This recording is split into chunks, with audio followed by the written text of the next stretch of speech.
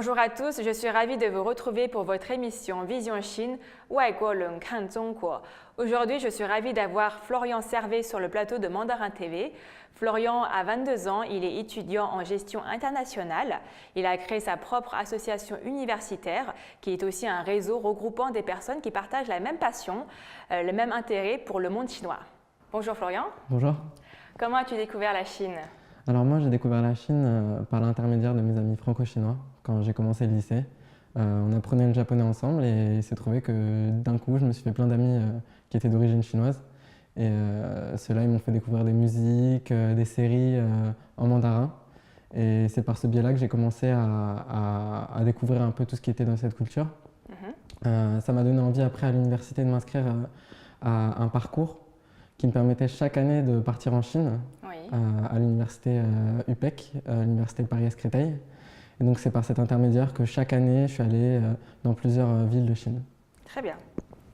Par le biais de cette classe Shanghai, où est-ce que tu es parti en Chine? Alors je suis parti d'abord à Shanghai et à Ningbo les 2 premières années pour des cours, on va dire, estivaux, c'est-à-dire des classes linguistiques. Et après, lors de ma 3e année, je suis retourné à Ningbo. Puis en 4e année, j'ai fait même un stage à Qingdao. Alors quand je suis arrivé sur place, j'ai découvert un monde totalement différent de ce que je connaissais, que ce soit en termes de culture, en termes de langue, en termes d'habitude, en termes de manière de vivre. À vrai dire, ça casse un peu tous les clichés que j'avais par rapport au pays, et donc forcément, c'était un petit peu déroutant, mais intéressant. Et qu'est-ce que tu avais comme cliché avant d'y aller? Alors avant de partir, je dois dire que j'étais bourré de clichés. Donc j'imaginais un peu l'image de la Chine comme peut-être le petit livre rouge, quelque chose comme ça. Le côté la Chine en développement qui n'est pas forcément encore très moderne, etc. Donc forcément, je suis arrivé et je me disais les Chinois vont être très calmes, très réservés, vont pas du tout m'adresser la parole, vont avoir peur, etc. Et là, des clichés sont des clichés et je me suis retrouvé face à une Chine en plein boom, qui bougeait bien plus vite que Paris, avec des gens très chaleureux qui venaient me parler, qui souhaitaient discuter avec moi, qui avaient plein de choses à dire et qui étaient très éloignés de l'image qu'on peut avoir de la Chine en France. D'accord, très bien. Florian, donc tu as été attiré par la Chine avec les séries, les films, la musique. Et une fois que tu as été en Chine, est-ce que tu as découvert d'autres aspects culturels, d'autres domaines qui t'ont passionné et qui t'attirent maintenant? Alors, on ne va pas dire que j'ai découvert, mais on va dire plutôt que ça m'a fait redécouvrir quelque chose. C'est-à-dire que la première fois que je suis sorti avec mes amis chinois pour s'amuser, on va dire, où est-ce que j'ai été amené? Dans un KTV, aka un karaoké. Et donc c'est à partir de ce moment-là que je me suis retrouvé avec ce qu'on appelle en chinois ou de ma ba xing. Comment on pourrait traduire ça en français? Mon instinct de personne qui contrôle le micro, je ne sais pas comment on pourrait appeler ça, mais tout simplement le fait que je suis tout le temps au KTV à chanter et que je ne veux pas lâcher le micro. Parce qu'en Chine, finalement, le chant, le KTV est très très présent. On en trouve un peu partout, de différentes tailles. Et donc tu t'es trouvé une passion, un hobby en tout cas pour le KTV, c'est ça? C'est ça. Tout simplement, je me suis retrouvé à apprécier chanter avec des amis et ça m'a donné envie de continuer à fréquenter tous les KTV de toute la Chine. Et qu'est-ce qui te plaisait autant en fait sur place? Est-ce que c'est l'ambiance, les personnes que tu rencontrais? Je dirais que c'est plein de choses. C'est-à-dire que le KTV en Chine, c'est à la fois un lieu de rencontre, comme les Français pour aller au cinéma ensemble. C'est un lieu où on peut s'amuser de plusieurs manières différentes, c'est-à-dire on peut chanter, mais on peut faire des jeux avec ses amis, on peut louer la salle. Et puis c'est aussi un lieu où on peut faire des rencontres, c'est-à-dire que ce soit des rencontres d'un point de vue personnel, amical ou d'un point de vue professionnel. C'est à travers ce genre d'interaction qu'on peut faire plein de choses. Et c'est quelque chose qui n'existe pas forcément en France ou qui a très peu d'équivalent. Et donc forcément, c'est quelque chose d'assez fascinant. C'est assez particulier à la Chine.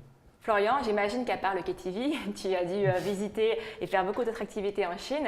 Est-ce que tu peux nous raconter tes différents voyages, tes expériences à Shanghai d'abord, à Ningbo et à Qingdao? Alors, première étape de mon tout premier voyage, c'est l'Université des études internationales de Shanghai. Donc là-bas, j'y ai passé 2 mois. C'est un programme estival linguistique qui nous faisait apprendre le chinois pendant 2 mois en fonction de son niveau, de manière intensive et dans un environnement qui était censé, en tout cas, pouvoir nous permettre de nous améliorer de manière plus importante. Et donc là-bas, c'est, on va dire, ma première relation directe avec la Chine. Shanghai, il faut le rappeler, c'est la capitale économique. C'est très différent du reste de la Chine. C'est sans doute la ville au rythme le plus élevé qui existe là-bas, et peut-être de toute la Terre. À vrai dire, je ne sais pas, j'ai pas encore tout visité. Mais pour moi qui suis parisien et qui pensait aller vite, je me suis retrouvé à traîner devant les gens, que ce soit dans la rue ou dans ma manière de vivre tout simplement. Là-bas, j'ai découvert plein de choses. Shanghai, c'est une ville qui est très intéressante parce qu'elle mêle à la fois ce côté moderne, un peu internationalisé, à finalement une culture locale très forte. Parce que toute personne apprenant le mandarin à Shanghai se rend compte que finalement dans la rue on parle le shanghaïen. Tout à fait. Et donc par rapport à ça, on se rend compte que les Shanghaïens en sont très fiers. C'est la défense de leur culture locale, c'est très imprégné dans la vie de chacun et chaque quartier a sa variante du shanghaïen. Donc forcément, nous par rapport à ça, on va piquer 1 ou 2 mots et on va découvrir la diversité de la Chine et le fait que la Chine, c'est pas simplement le mandarin, c'est une quantité infinie de dialectes, que ce soit de ville en ville, de quartier en quartier. On n'est même plus au niveau des provinces, on est au niveau des rues, si on peut le dire. Shanghai, c'est quoi aussi? Shanghai, c'est aussi la passerelle entre le monde, on va dire, occidental et la Chine. Parce qu'on a des gens qui sont justement très tournés vers l'international, qui peuvent se débrouiller un peu dans les langues étrangères, anglais, français. On arrive même à en trouver des personnes qui parlent espagnol, arabe. On s'est retrouvés dans notre université à avoir des gens qui s'intéressaient un peu tout sur la planète.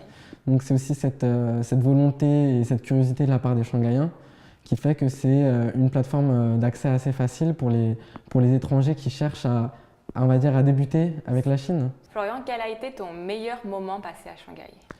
Alors moi, à Shanghai, je dirais que finalement, ce qui m'intéressait le plus, c'était le contact avec les personnes autour de moi.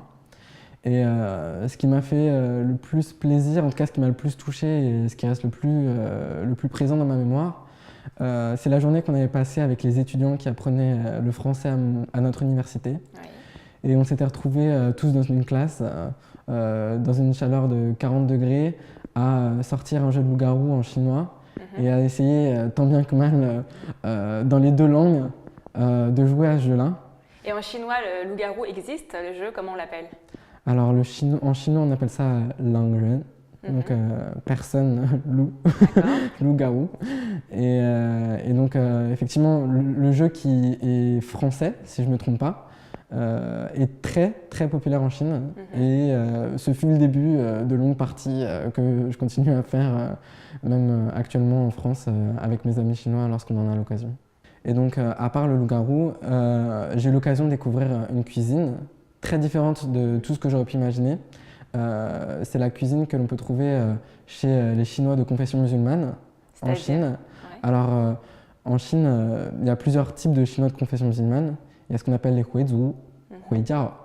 Et on a aussi les habitants du Xinjiang, les Ouïghours. Et donc, ils sont finalement assez présents à Shanghai. Et c'est, comment dirais-je, un mixte d'influences entre la Chine et les cuisines turques, etc. Et nous, on avait beaucoup de personnes dans notre classe qui étaient de confession musulmane. Et on s'est retrouvés, parce que c'était le ramadan en plus, à manger là-bas parce que c'était des cuisines halal, etc. À découvrir des magasins qui, peut-être au premier abord, étaient pas forcément très accueillants. Tout était écrit en chinois, c'était des personnes, les personnes étaient dehors, ça paraissait un peu délabré, etc. Et finalement, c'est l'une des meilleures surprises. On s'est tous retrouvés à venir dans ce genre de restaurant une fois par semaine. Et chaque année, on y retourne parce que c'est à la fois peu cher et c'est plutôt bon et à la fois comment dire, C'est convivial, c'est convivial, ouais, très accueillant. Et puis finalement, les personnes qui sont responsables de ces restaurants ne sont pas habituées à avoir des étrangers parce que ils n'osent pas rentrer dans ces restaurants. Et donc, ils sont plutôt heureux de pouvoir avoir ce contact. Et nous, de notre côté, c'est... Et qu'est-ce que tu as découvert comme plat? Alors, comme spécialité? Dans ces restaurants-là? Oui, dans ces restaurants-là. Tu peux nous décrire un petit peu ce que tu as mangé? Alors, normalement, dans ces restaurants-là, les Chinois qui y vont, ils vont exclusivement pour les larmiers. Donc, on les voit devant nous. Larmier, ça veut dire quoi? Ça veut dire tirer les nouilles. Voilà, c'est un peu on dit aussi en France les nouilles vivantes, non? Les nouilles vivantes, ouais, on appelle ça. Ou pour les personnes qui suivent un peu, on dit les ramen aussi, puisque ça vient de là en fait. Mais là, les larmiers, c'est vraiment des nouilles qu'on va tirer devant nous et qu'on va totalement préparer devant nous, de la pâte jusqu'au bol de nouilles juste devant nous. Donc ça, c'est un des plats qui sont offerts. Mais on a vraiment aussi des mixtes avec ce que nous, on peut peut-être connaître dans les kebabs en France. Oui. Donc ça peut paraître un peu stupide, mais c'est ce type de viande qui est proposé avec du riz. On a vraiment des influences diverses. On a aussi ce qu'on appelle le dap handi. Littéralement, c'est un gros plat plein de poulet. Enfin, je ne savais pas exactement comment traduire ça. Donc on a pommes de terre, poulet, tout ça dans une sauce un peu épicée. D'accord. Et c'est très populaire aussi dans ce type de restaurant-là. Et est-ce qu'au-delà des aventures du loup-garou, également de tes aventures culinaires, tu as vécu d'autres moments forts à Shanghai? Est-ce qu'il y a des endroits qui sont peu connus, on va dire des touristes, peu médiatisés, mais qui sont à visiter à Shanghai, des aspects plus méconnus? Alors, c'est pas forcément des endroits plus méconnus, mais plus méconnus peut-être des Français, on va dire. J'ai beaucoup apprécié, comme beaucoup, la concession française. Parce que je retrouvais un écho entre toutes ces cultures-là. Et ce qui me plaisait le plus, peut-être c'était l'aspect historique de l'endroit.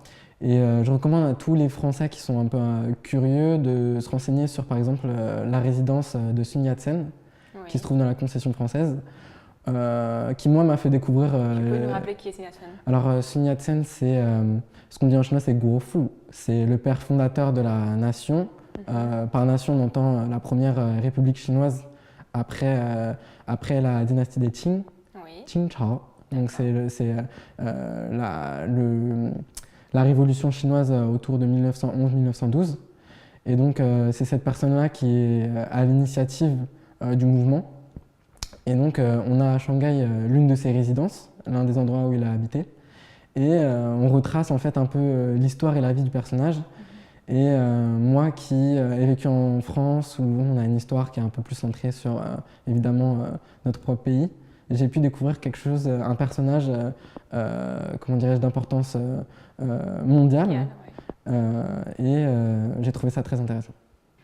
Florian, après Shanghai, tu as été à Ningbo, c'est bien ça? C'est ça. Est-ce que tu peux nous raconter cette expérience? Alors, Ningbo, c'est le voyage que j'ai fait au cours de ma deuxième année universitaire. Donc la faculté en fait souhaitait nous envoyer dans un endroit un peu plus proche du cœur de la Chine, pas forcément de manière géographique, mais plutôt de manière culturelle et au niveau des habitudes de vie. Parce que Ningbo, où ça se situe en fait? Ça se situe dans la province du Zhejiang, qui est en fait la province un peu d'origine de beaucoup de Shanghaïais. Donc on retrouve un dialecte avec des origines communes. Mais d'un point de vue du niveau de vie ou même des manières de faire, des traditions et du mode de pensée, c'est quand même très éloigné. Parce que comme je le disais, Shanghai c'est très internationalisé et Ningbo c'est une grande ville. Il ne faut pas croire que c'est extrêmement pauvre ou quoi que ce soit. C'est très riche, mais c'est un endroit qui est beaucoup plus proche des traditions chinoises et qui est beaucoup plus proche d'un mode de vie, on ne va pas dire traditionnel dans le sens peut-être cliché du terme, mais on va dire beaucoup moins internationalisé. La ville elle se distingue peut-être par rapport à sa manière comment dirais-je, de faire face à son passé. C'est-à-dire que Ningbo, ce n'est pas forcément une ville avec une architecture très ancienne, etc., même si elle remonte très loin dans l'histoire. Mais malgré tout, elle a réussi à préserver dans sa périphérie un certain nombre d'endroits qui ont une histoire. On a le lac de Ningbo, qui est le Dongjianghu, qui est donc un endroit qui subit la concurrence du lac de Hangzhou, Oui. qui est beaucoup plus célèbre, mais qui en réalité est beaucoup plus petit que le lac de Ningbo. Et on ne peut pas retirer à Ningbo le fait que à ce lac que c'est un endroit chargé d'histoire. C'est-à-dire que là-bas, on peut retrouver par exemple le cimetière de la dynastie des Song du Sud, Nansong, qui est extrêmement bien préservé et qui a été transformé à la fois entre un milieu, comment dirais-je, un endroit une fusion entre un parc et un cimetière. Et il y a une espèce de volonté de conserver le patrimoine et de transformer cette région, cet endroit, ce quartier, en un lieu touristique et un lieu où les Chinois peuvent un peu redécouvrir une partie de leur histoire en périphérie d'une ville beaucoup plus agitée, on va dire. Ningbo, c'est une ville assez confortable, c'est ça qui en ressort en fait. C'est-à-dire que ça fait une très bonne synthèse entre une ville riche, qui est malgré tout assez riche, puisque c'est la deuxième ville la plus grande de sa région, mais qui est beaucoup plus, comment dirais-je, tolérante dans son rythme de vie et qui accompagne chacun. Et les Ningbonais sont très connus voilà, pour être ouverts, très chaleureux. C'est un endroit où on mange bien, c'est connu pour être la ville où on fait les meilleurs tangyuan, enfin en tout cas le lieu d'origine de ce dessert. Tangyuan, c'est des boulettes de riz, c'est ça? Voilà, à l'intérieur desquelles il y a du sésame. Et donc c'est un dessert très populaire en Chine.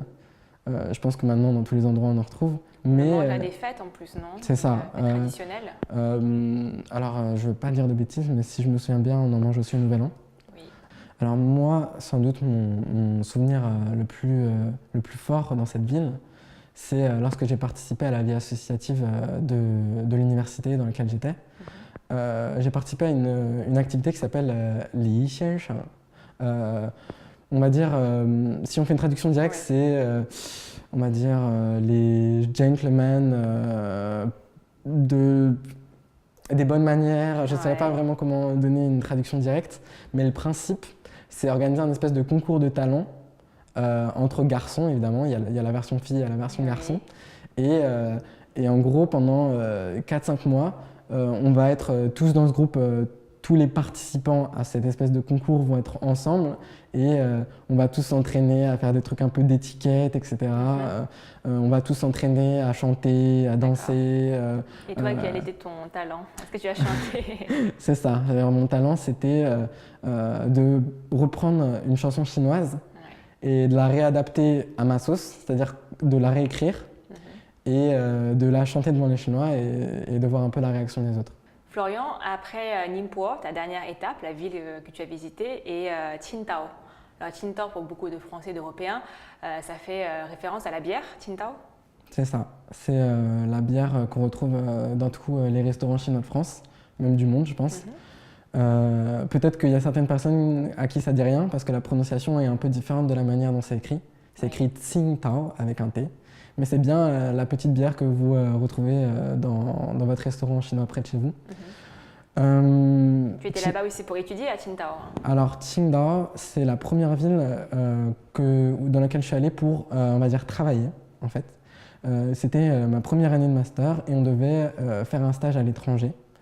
Donc je me suis retrouvé à Qingdao dans une entreprise pour faire mon premier stage de toute ma vie et avoir ma première expérience professionnelle en Chine. Et tu as fait quoi comme stage? Tu as été dans une entreprise chinoise? Tu travailles au quotidien avec des Chinois?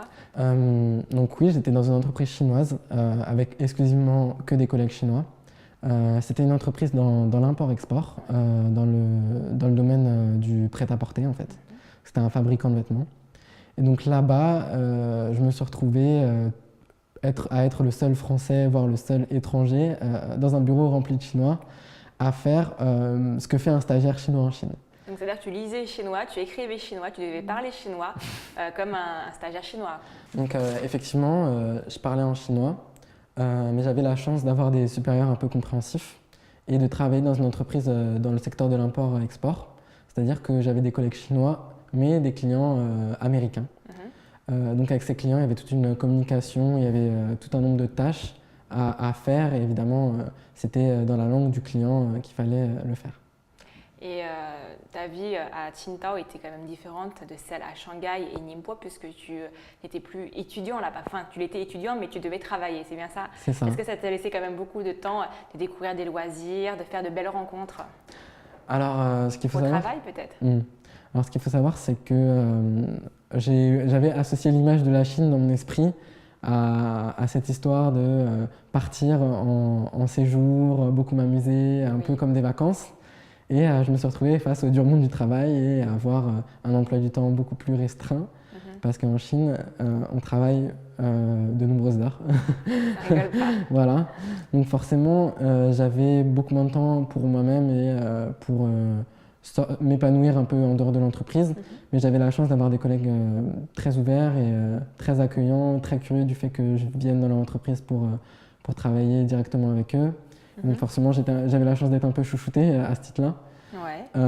Mais j'ai aussi, par un hasard autour de moi et par des rencontres, par le fait que j'ai perdu mes clés un jour dans l'hôtel auquel je résidais, de rencontrer des amis internationaux qui eux-mêmes m'ont fait découvrir des Chinois dans l'université dans laquelle ils se trouvaient. Ouais. Et de fil en aiguille, je me suis retrouvé dans un groupe composé d'un Péruvien, d'une Russe, d'une Sud-Africaine, d'un Américain, d'une Canadienne et moi d'un Français. Ajouté à cela 5 ou 6 Chinois et qui parlaient anglais, chinois toute la journée. Donc, Qingdao est une ville qui est quand même assez réputée pour ses plages. Est-ce que tu y allais souvent avec ce groupe d'amis? Alors, Qingdao, j'y suis allé d'abord en hiver. Ouais. J'y suis arrivé en janvier. Donc, c'était pas vraiment le moment où on fréquentait les plages de manière, on va dire, pour se baigner ou faire à la bronzette. C'était l'hiver. Mais l'hiver, est-ce qu'en Chine, l'hiver est totalement différent du froid français? En France, est-ce que températures qui atteignent… L'hiver en Chine, ça dépend où on est. Quand on est dans le sud de la Chine, c'est froid et on n'a pas de radiateur. Donc évidemment, c'est d'autant plus froid. J'invite tous les Français à faire l'expérience. On ne se rend pas compte, mais les radiateurs, ça change énormément de choses. À Shanghai, il fait très très froid en hiver. Et on pourrait croire que voilà, parce qu'il y a des chaleurs de 40 degrés en été, c'est compliqué. Mais non, en hiver, il fait froid et on n'a pas de radiateur, donc l'expérience peut être plus compliquée, surtout si on ne prévoit rien. Par contre, à Qingdao, vu qu'on est dans un climat, on est en bordure de mer, on a beaucoup moins un choc thermique et on a des radiateurs. Donc forcément, c'est beaucoup plus vivable. Tout à fait. Ce qui est le plus surprenant dans la ville de Qingdao, en fait, c'est la préservation de l'architecture allemande qui date de la concession qui existait au 19-20e siècle dans cette ville. Et on retrouve là-bas, par exemple, des bâtiments particulièrement connus comme l'université Haiyang Daxue, l'université océanique de Qingdao. Tous ces bâtiments en fait, se retrouvent sur les côtes de la Chine, enfin vraiment le pourtour de la ville. Et donc on a une association de cette vieille architecture à l'aspect balnéaire de la ville qui vraiment donne un aperçu un peu paradisiaque de la ville qui est peut-être dans l'imaginaire de nombreux Chinois. C'est l'aspect historique unique et un peu le côté station balnéaire finalement, qui attire beaucoup de Chinois et de Français. C'est ça, c'est Qingdao en fait, ça a été voté l'année dernière comme la ville où il fait le mieux de vivre en Chine. Ah oui. Parce qu'effectivement, peut-être qu'il y a beaucoup d'histoires sur la Chine et la pollution. Et en fait, Qingdao, c'est un peu un endroit où on est un peu éloigné de ça. Non pas qu'il n'y ait pas de pollution, il y a évidemment de la pollution parce qu'il y a pas mal d'usines. Mais ça réussit à préserver une bonne qualité de vie dans un environnement plutôt agréable. Qingdao, c'est les premières stations balnéaires de Chine. Et à proximité de la ville, dans d'autres villes un peu plus éloignées, par exemple Weihai, on a les premiers ensembles d'hôtels qui sont extrêmement populaires. Par exemple, moi je me souviens que l'endroit où j'habitais, qui était juste en bordure de mer, à Qingdao, le prix pendant l'hiver, il était autour de 400 € le mois et il grimpait à 700 au cours de la saison estivale. En tout cas, ces expériences dans ces 3 villes chinoises ont été très enrichissantes, très intenses, j'ai l'impression. Qu'est-ce qu'elles t'ont appris? Qu'est-ce qu'elles ont changé pour toi une fois que tu as été de retour en France? Alors, dès ma première expérience en Chine, à Shanghai, quand je suis revenu, je me suis donné l'objectif d'apprendre le mandarin de manière parfaite, enfin de pouvoir communiquer dans cette langue. Et c'est à partir de ce moment-là en fait, que la Chine est rentrée dans ma vie en France. C'est-à-dire que quand j'étais en France, je participais à un grand nombre d'activités qui tournaient autour de ça. Soit j'interagissais avec des étudiants chinois ici, soit moi-même je faisais en sorte d'organiser des choses. Oui. J'ai moi-même lancé ma propre association quand je suis revenu en France parce que j'avais vu comment marchait le système associatif universitaire chinois et que moi-même je voulais un peu dynamiser ce qui se passait dans mon université. Je voulais pas rentrer tout de suite chez moi après mes cours. Je voulais qu'on se réunisse et parce que je me rendais compte que dans mon parcours dans mon université, on avait tous ce point commun d'avoir un intérêt pour la Chine. Et qu'on pouvait tous se réunir autour de ça et on pouvait tous établir ce qu'on appelle en chinois des guanxi, c'est-à-dire des relations, et que ce soit d'un point de vue professionnel ou même amical. Et donc c'est à partir de ce moment-là que voilà, moi j'ai décidé de lancer ma propre association dans mon université. D'accord. Et ton association donc ici en France, à l'université Paris-Est Créteil, c'est bien C'est ça. Te permet donc toujours d'avoir un lien avec la Chine au quotidien, mais j'imagine que tu retournes quand même en Chine, que tu vas retourner en Chine. Qu'est-ce qui te donne toujours envie d'y retourner en fait? Alors il y a plusieurs paramètres. Déjà parce que moi, profondément, je me sens très proche de la culture. Au fur et à mesure de partir, au cours des nombreuses années, j'ai énormément d'amis chinois et je fréquente au moins la moitié de mon temps ces personnes-là, même quand je suis ici. Donc forcément, je me sens de vouloir y retourner. Ensuite, parce que quand je suis là-bas, j'ai tout un nouveau monde à découvrir. J'ai encore des centaines de villes que je n'ai pas encore visitées, des endroits, des plats que je n'ai pas encore mangés, des façons de voir, des façons de penser, des idées à découvrir. Mais j'ai aussi la Chine qui, chaque année, elle-même change.